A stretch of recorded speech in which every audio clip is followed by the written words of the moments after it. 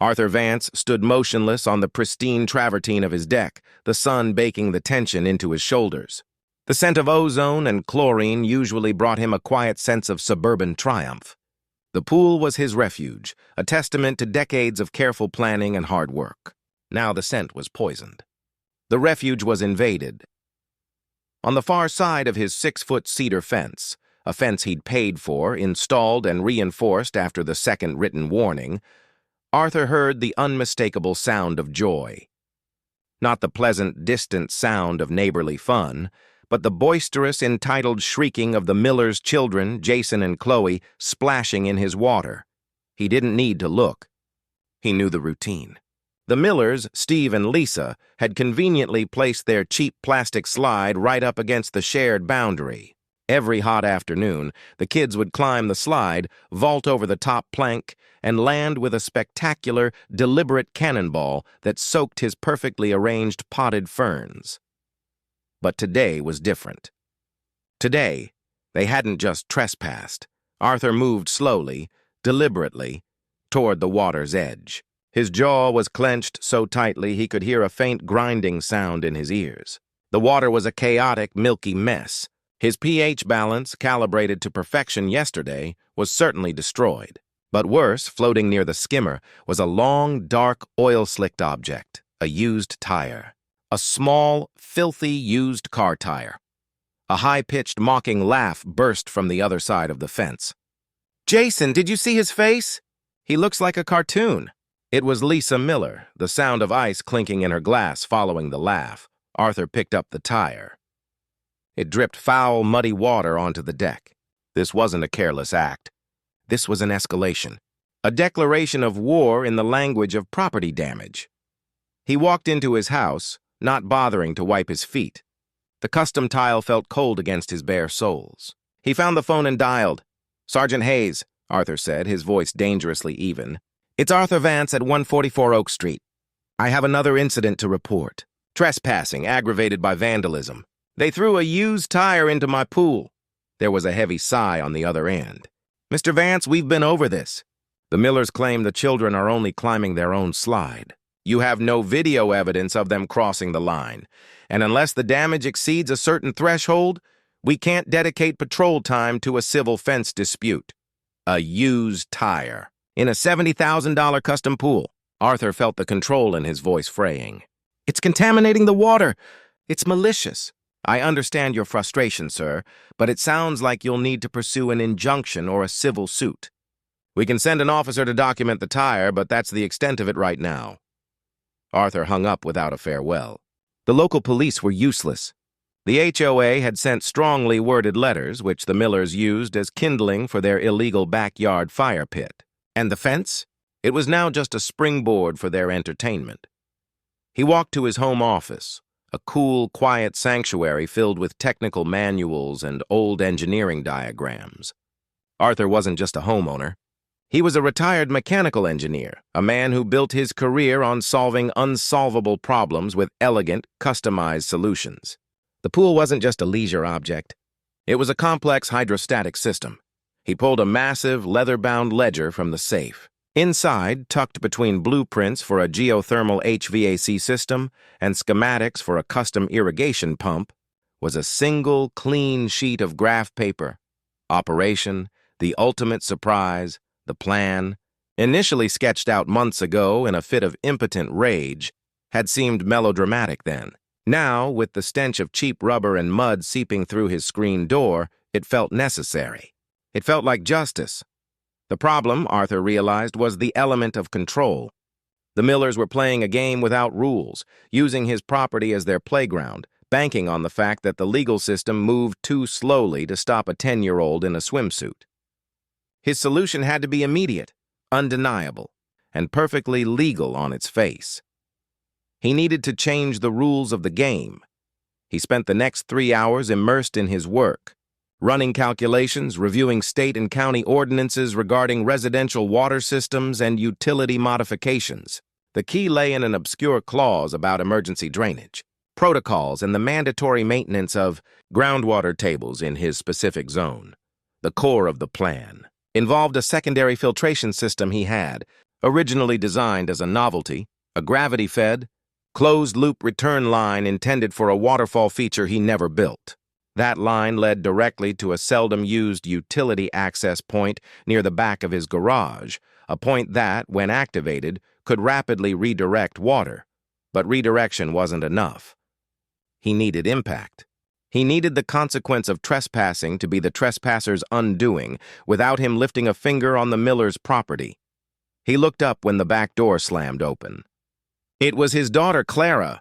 She was visiting for the weekend, a sharp, quick-witted young lawyer. "Dad, what is that smell?" Clara wrinkled her nose, spotting the tire. Her eyes immediately flashed to the fence. "Seriously? They did this?" Arthur just nodded, pushing the ledger closed. "We need to sue them, Dad. I'll do the prep. We'll file for an injunction, a restraining order, and civil damages. This is harassment. And how long will that take, Clara?" Arthur asked, not unkindly. 6 months? A year? Until then, they win. They continue to treat this place like a public park. I have video of the last incident, the one where Jason used my deck umbrella as a javelin. The police did nothing. The courts are different. You have to trust the system, Dad. Arthur smiled, a hard, humorless twist of his lips. I trust my own systems, Clara. They are faster and far more effective. Clara gave him a look of deep concern. What does that mean, Dad? You're not planning anything. Illegal, are you? Because that would ruin everything. He stood up, walking to the wall where his old engineering degree hung next to a family portrait. I am planning something perfectly legal, entirely within my rights as a property owner, and utterly irreversible. It's not illegal to perform maintenance on my own filtration system. It's not illegal to install additional safety features. And it's certainly not illegal to be inventive. That night, Arthur didn't sleep. The Millers were having a party, a noisy affair with cheap music and louder arguments that drifted over the property line. Arthur heard the occasional splash, followed by drunken, slurred shouts of Marco. He imagined Steve Miller, beer in hand, waiting around in his pool, laughing at the man he had defeated. At 3 a.m., the noise finally died down. The air was thick and still. Arthur dressed in dark work clothes, pulled on a pair of thick leather gloves, and went to his garage. He didn't need the garage light. He knew the layout of the plumbing by heart. He pulled out the specialized equipment he'd ordered online. A high-flow water bypass valve, 3 lengths of reinforced industrial hose, and, most importantly, a custom-machined steel cover plate. His hands moved with the practiced precision of a man who had spent his life connecting complex parts.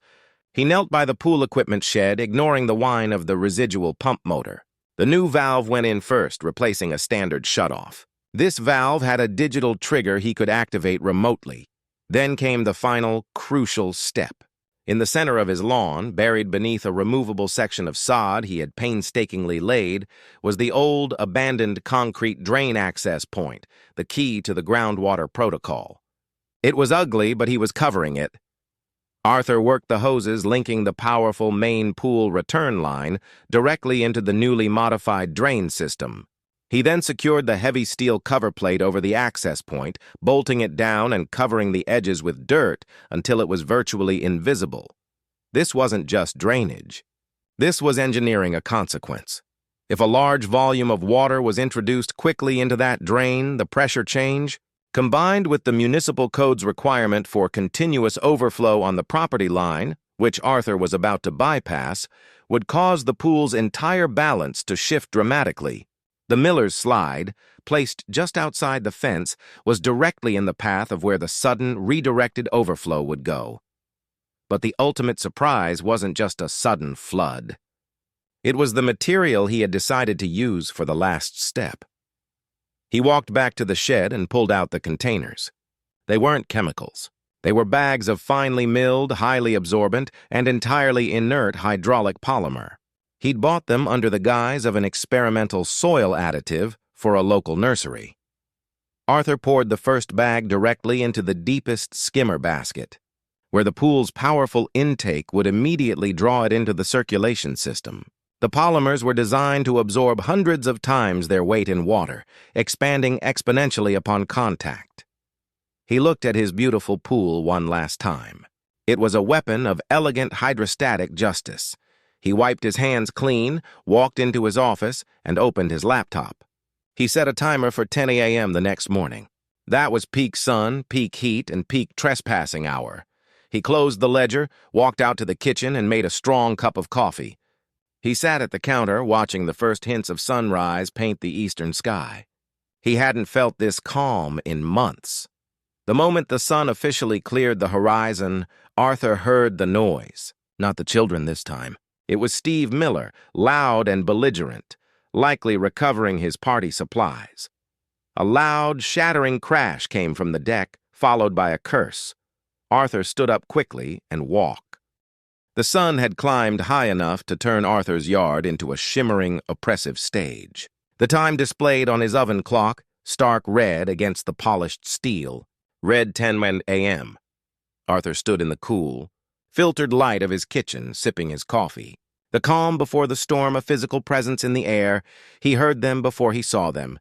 "Race you to the fence, Jason," Chloe Miller shrieked, her voice a high-pitched assault on the morning quiet. "No cheating this time! Dad said whoever jumps first gets the big floaty." Jason's voice, already strained with competitive excitement, followed. Arthur moved silently to the panoramic window overlooking the backyard.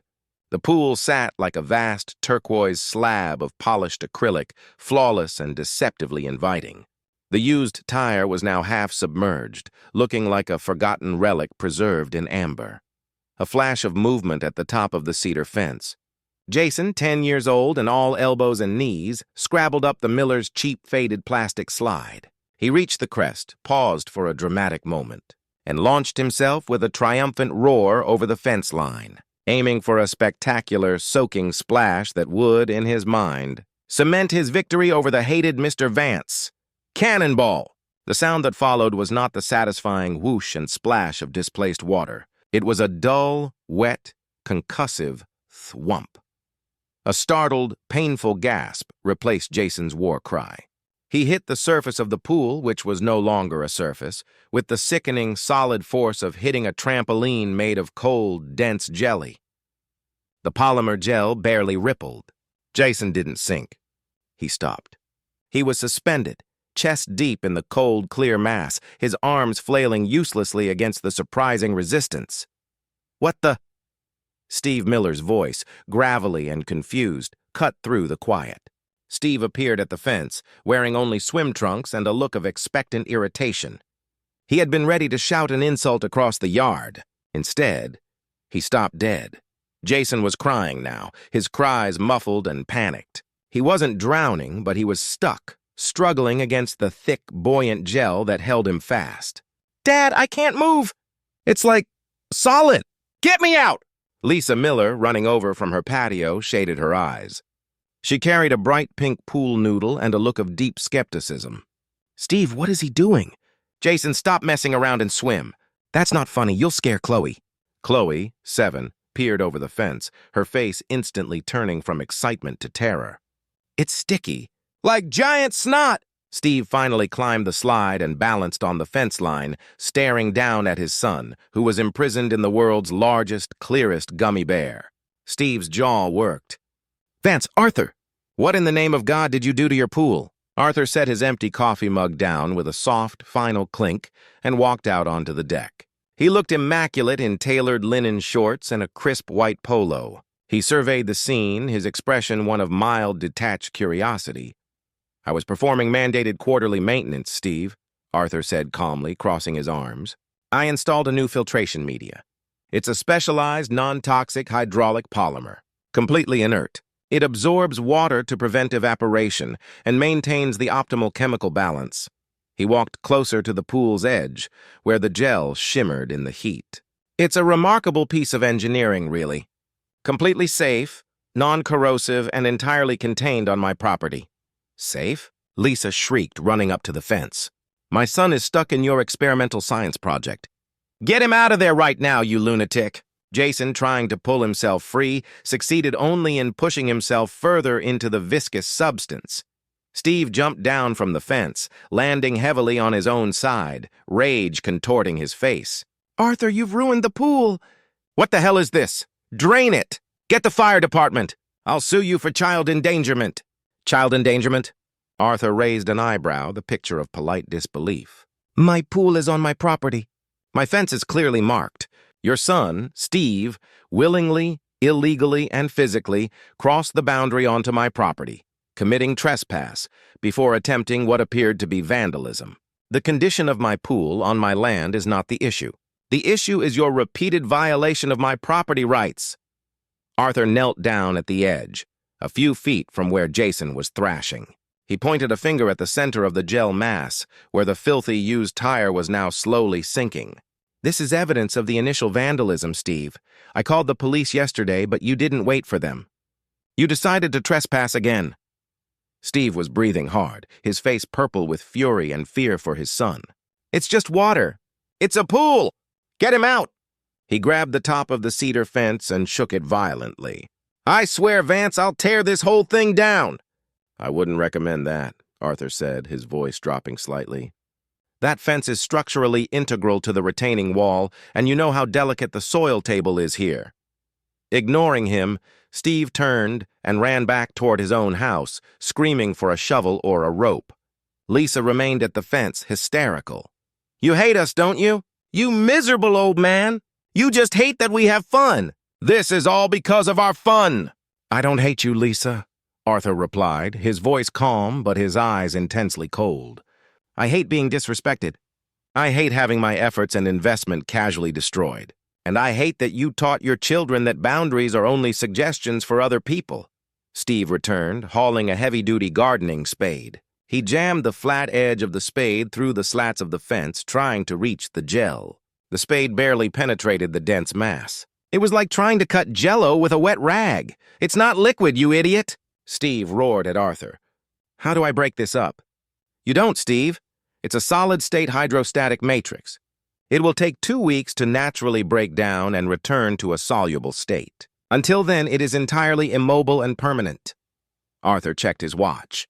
In the meantime, I'm calling a specialized recovery team to remove the debris and your son from my property.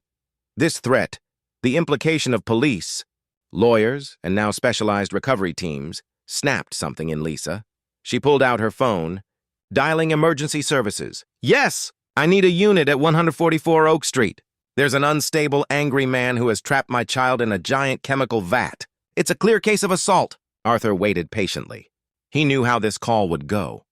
He'd already prepped the local precinct with an official, notarized statement detailing the installation of a non-toxic polymer filtration system, citing the exact municipal codes for experimental residential water treatment. Within 15 minutes, a single patrol car rolled up. Officer Chen, young and weary, stepped out.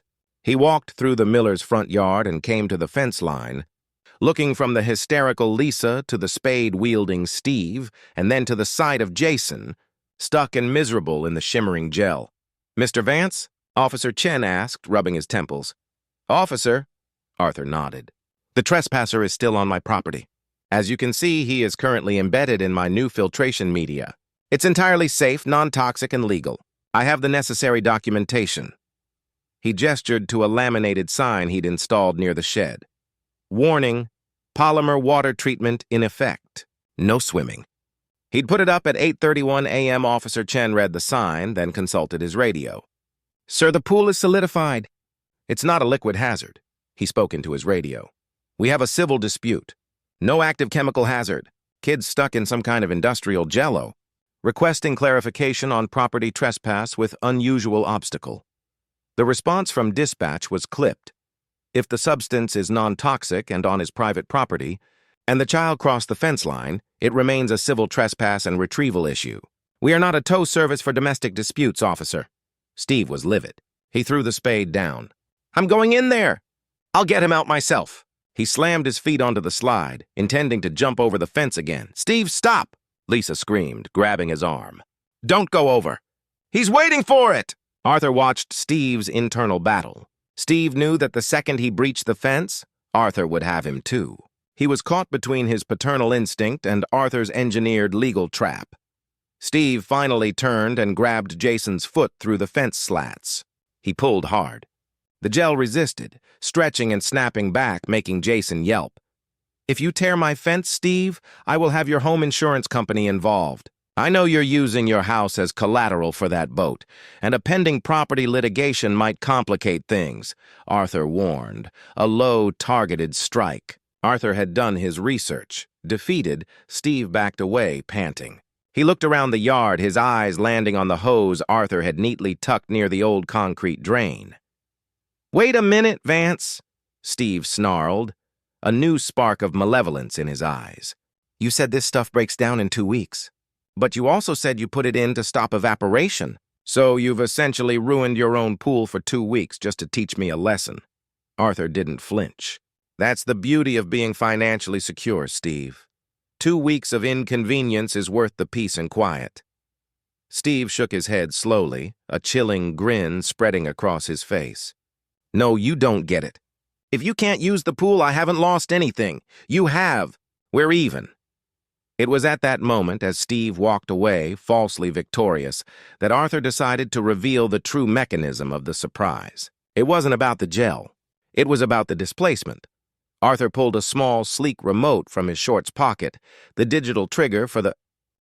The silence that fell over the backyard was heavy and final, broken only by Jason Miller's rhythmic, miserable sniffles from his prison of polymer gel.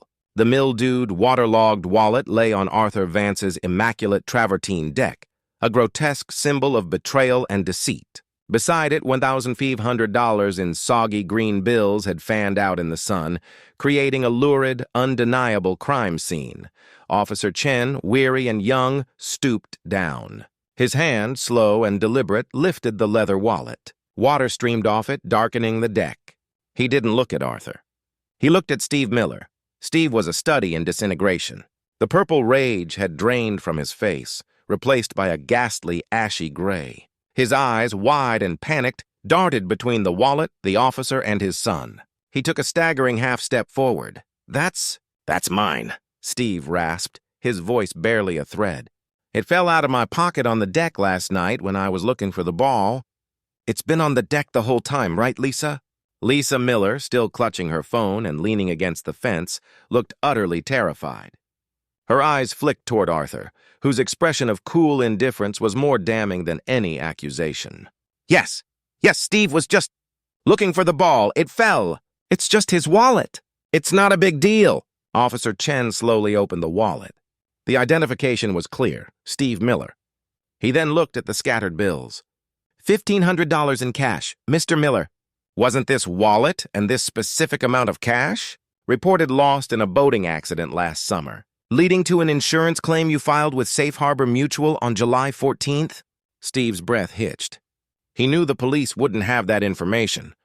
He whipped his head around to Arthur. You searched my claim? You looked up my private information, you creepy old bastard." "I did no such thing, Steve," Arthur replied, his voice still low and steady. He pulled a single folded piece of paper from his back pocket. "I simply requested a copy of the official police report for the Lost at Sea incident, which included your itemized claim list. The dates correlate precisely to the time you and your family were using my pool while I was away in the Hamptons. It appears the wallet wasn't lost at sea, Steve. It was simply placed in the pool's deep-end skimmer basket for safekeeping during your unauthorized swims. The sheer water displacement from my new polymer filtration system merely ejected it, along with the other debris, through the emergency overflow." The legal framing of Arthur's words was masterful. He hadn't searched Steve's private data.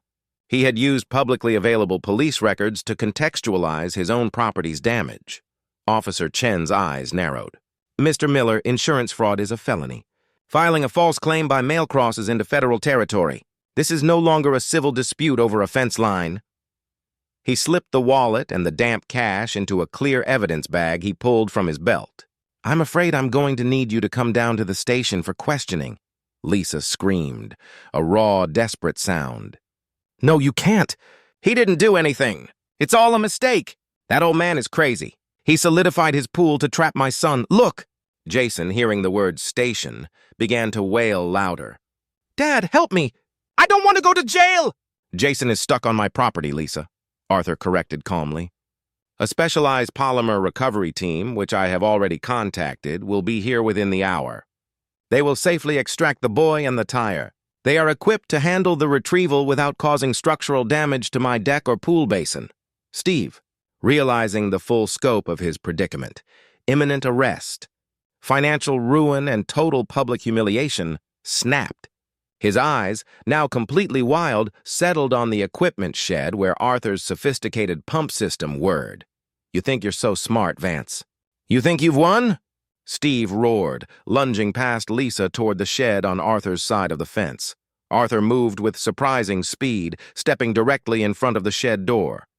"That equipment is high voltage, Steve. Touch it and it will be assault and aggravated property damage." "I am standing on my property. You are welcome to step across, but I would advise against it." Thwarted, Steve saw the same heavy-duty gardening spade he had thrown earlier. It was lying on his side of the grass, near the base of the fence. He snatched it up, the metal gleaming in the sun, and turned his fury onto the immovable structure that represented Arthur's boundary. "If I can't swim in it, you can't have it," Steve screamed. He raised the spade and brought it down in a frenzy, not against the fence, but against the ground itself, aiming to strike whatever pipe or hose Arthur had buried to conduct his secret bypass operation. Thud! Thud! He was pounding the earth right beside the cedar posts, inches from the property line. "Stop, Steve. You'll hit the water line!" Lisa shrieked. Steve ignored her, driven by pure, self-destructive malice. He struck the ground again, harder this time, aiming for the spot where Arthur had installed the subtle utility access point for his emergency drainage. Arthur didn't flinch, but his eyes widened slightly. Steve was hitting the exact spot where the municipal code stipulated the most sensitive part of the groundwater control table lay. The third strike was met with a sickening crunch, not of metal but of displaced, grinding earth. Then a deep, ominous rumbling started, coming from beneath the miller's house. The sound wasn't a pipe breaking. It was the low moan of foundation shifting. Arthur's bypass system was designed to rapidly equalize pressure for his pool, tied directly into the municipal code's requirement for water table stability. By striking that area, Steve hadn't ruptured Arthur's bypass. He had catastrophically destabilized the underlying soil that protected the miller's own, poorly constructed patio foundation. A fissure, thin and jagged, appeared in the concrete base of the miller's plastic slide.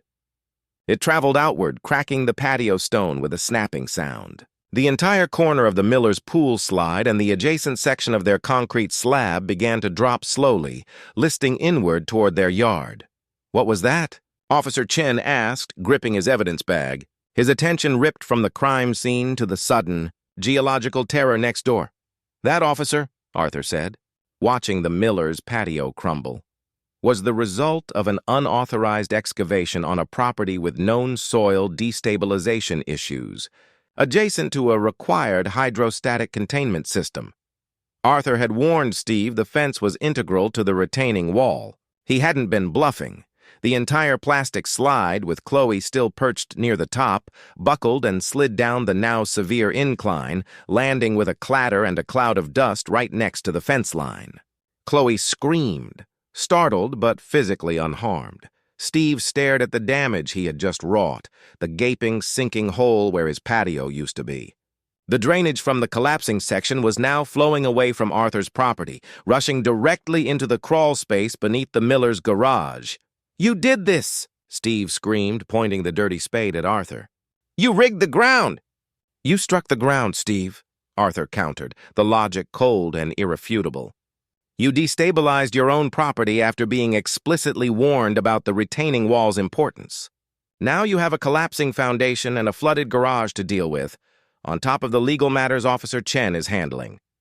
Just then, a sleek black SUV pulled up to Arthur's curb. A woman in a razor-sharp business suit stepped out. It was Clara, Arthur's daughter. She took one look at the police car, the stuck boy, the hysterical mother, the enraged father holding a shovel, and the collapsing patio, and she smiled a shark-like, professional smile. Clara strode purposefully toward the fence. "Arthur Vance is my client," she announced, her voice ringing with the clarity of a courtroom opening statement. "As counsel, I have the full documentation confirming the legality of the polymer installation and the non-toxic nature of the filtration media. Furthermore, I have already prepared a full civil complaint seeking damages for trespass, vandalism, and the retrieval costs associated with the human debris currently stuck in my client's pool. She looked directly at Steve. As for the insurance fraud and property damage, that's your problem, Mr. Miller. But I assure you, Arthur is keeping the wallet. It's a very important piece of evidence. Steve stood amidst the ruins of his composure and his patio, holding the dirty spade. His wife was sobbing, his son was trapped, his wallet was confiscated, and his lawyer daughter was smiling. He had sought petty revenge on Arthur Vance. But Arthur had executed an ultimate surprise that had engineered the total, self-inflicted collapse of Steve's entire world. End of Part 3. Escalating tension. Karmic twist. Steve attempts a final, destructive act, only to trigger the collapse of his own property due to the subtle groundwork Arthur laid, locking the Millers into an even worse financial and legal bind.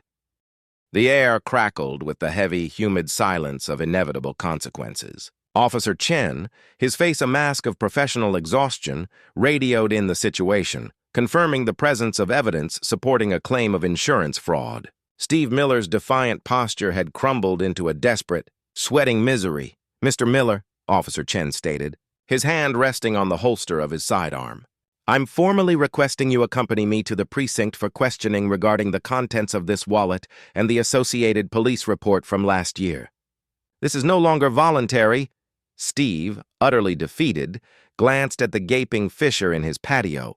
The self-inflicted wound that proved Arthur Vance was always 5 steps ahead.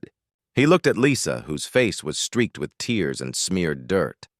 Lisa, call Jerry, tell him to get to the station. And call the HOA, tell them Vance is insane. Jerry's your real estate lawyer, Steve, Clara Vance interjected smoothly, stepping closer to the fence. Her expression was polite, but her eyes were lethal.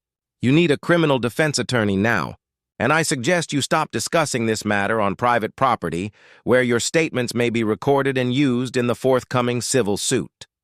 Before Steve could respond, a large, unmarked white truck, bearing the logo Hydro Recovery and Specialized Remediation, pulled up to the curb. 2 men in bright orange overalls and protective gear emerged, moving with the efficient, specialized calm of professionals called in to deal with the bizarre Lisa. Seeing the official, almost hazmat-like uniforms, renewed her panic. They're going to gas him. They're going to poison my baby! They are here to safely lift your son out of the non-toxic polymer, Lisa, Arthur said, finally moving from his stance near the pump shed. The cost of their services, including the polymer disposal, will be added to the civil claim against the Millers, as the need for recovery was caused by unauthorized entry. The recovery team, ignoring the escalating domestic conflict, set up a simple A-frame winch structure over the pool. The man in charge, whose name tag read Greg, addressed Arthur. Mr. Vance will use a low-impact specialized sling. The extraction will be gentle, but we'll need to hose him down on the deck before he can move. That polymer clings. Jason, seeing a real physical effort being made to free him, tried to cooperate, pushing his arms up through the translucent, wobbly gel. The sheer absurdity of the situation, a heavily specialized team rescuing a child from a non-toxic, solid pool, highlighted Arthur's cold, meticulous genius. As the team secured the harness around Jason, Officer Chen firmly took hold of Steve's arm.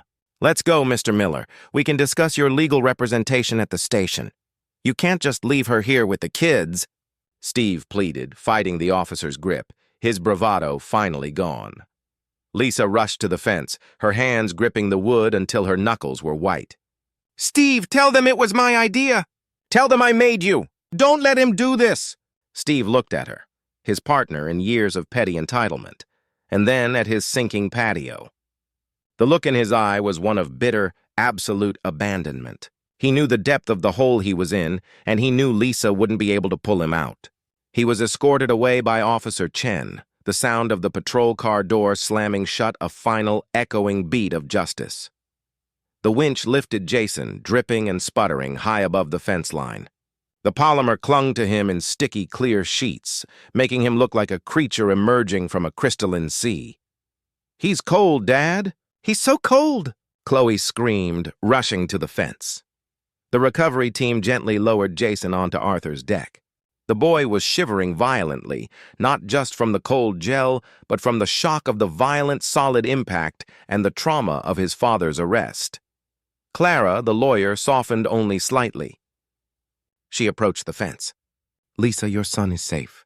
He's on our deck. I'm going to have the recovery team hose him off and give him a towel. He will be released to you across the fence line in 10 minutes, once he is documented and checked for injury." Lisa, finally seeing Jason out of the gel, felt a shift in her terror, from fear for her son to blinding, focused hatred for Arthur. "You're doing this to torment us! You are a monster, Arthur!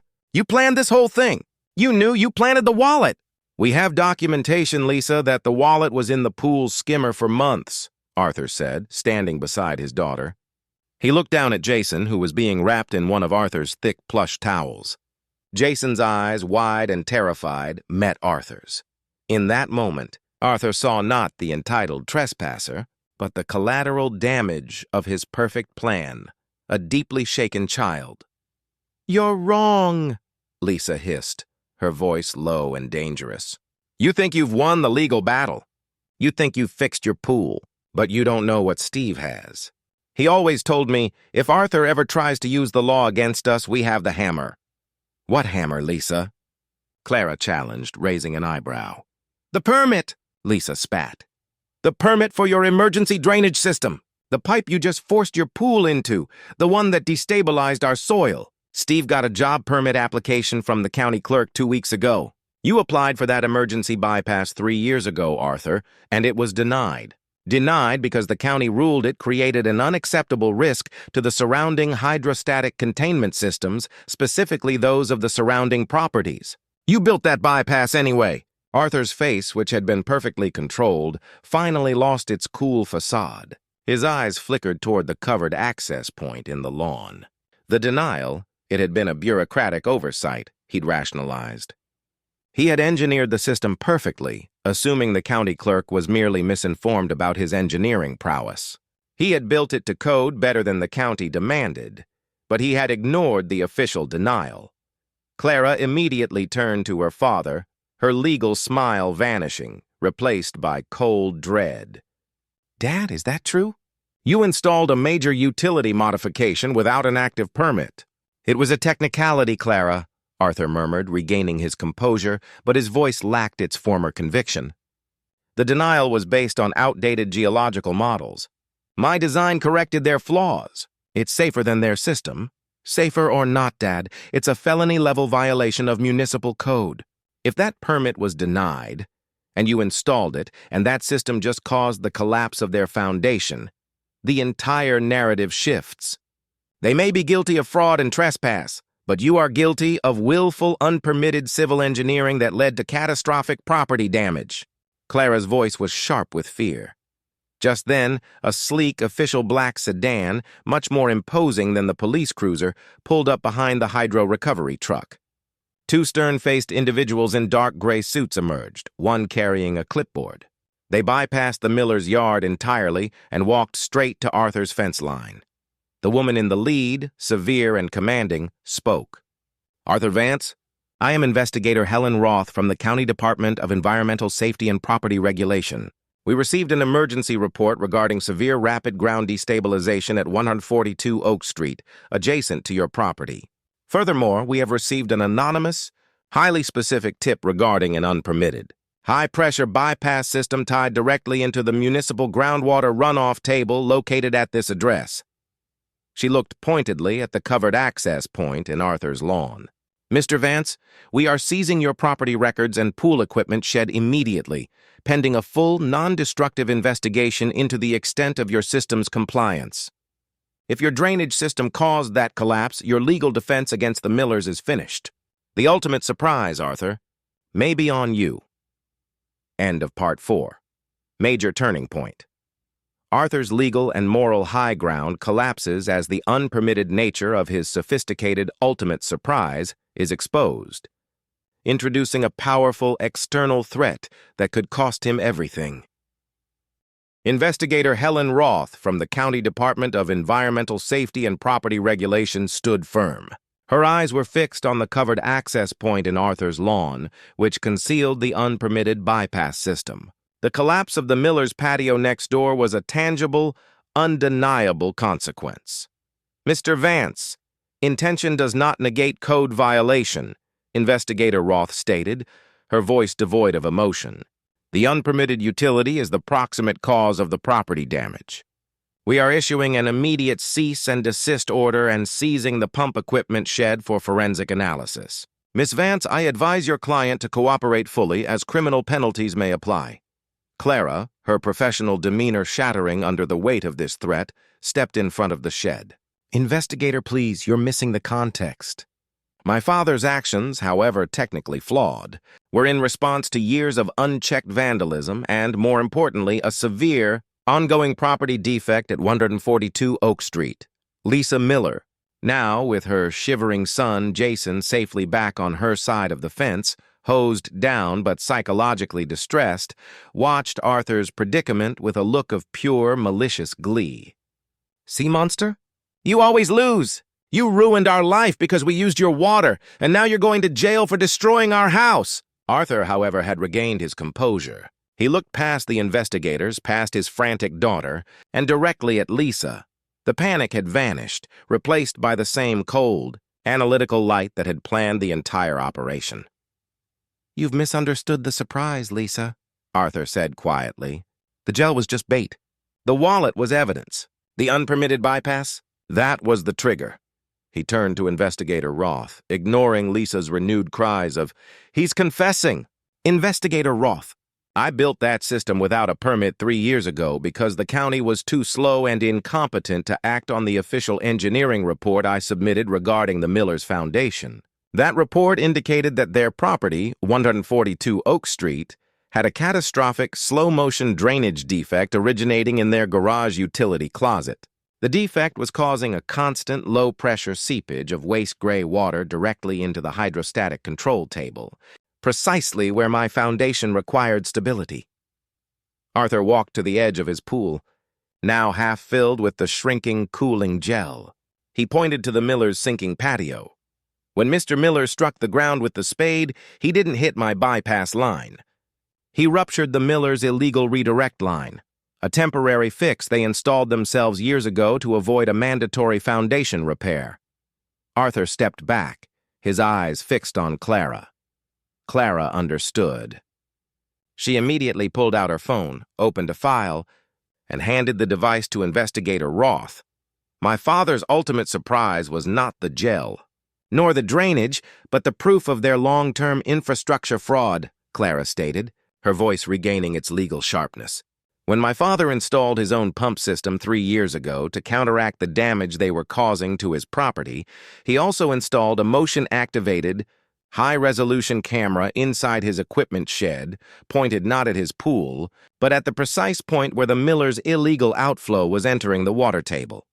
Investigator Roth took the phone. The high-resolution video file started playing. It was night footage, grainy but clear. It showed Steve and Lisa Miller 2 summers ago, in the act of digging near their garage and connecting a cheap, flexible plastic hose directly from their gutter runoff and a section of their washing machine's drain pipe, redirecting it underground. The dialogue, captured by the sensitive mic, was audible. "That saves us 80 grand, honey. Vance won't notice. He's too busy pruning his roses." The color drained from Lisa Miller's face, matching the gray of the collapsed concrete next door. Her mouth opened, but no sound came out. This was the true hammer the Millers had feared, not Arthur's legal maneuvering, but the irreversible digital documentation of their own, far older, far more dangerous infrastructural crime. Investigator Roth watched the clip twice. Then she looked up, her expression utterly changed. "The unpermitted bypass is a violation. Mr. Vance, but your system, in this context, acted as an emergency mitigation effort against an egregious and long-term public safety violation by the adjacent property owner," she concluded, handing the phone back to Clara. She walked straight to the fence and addressed Lisa.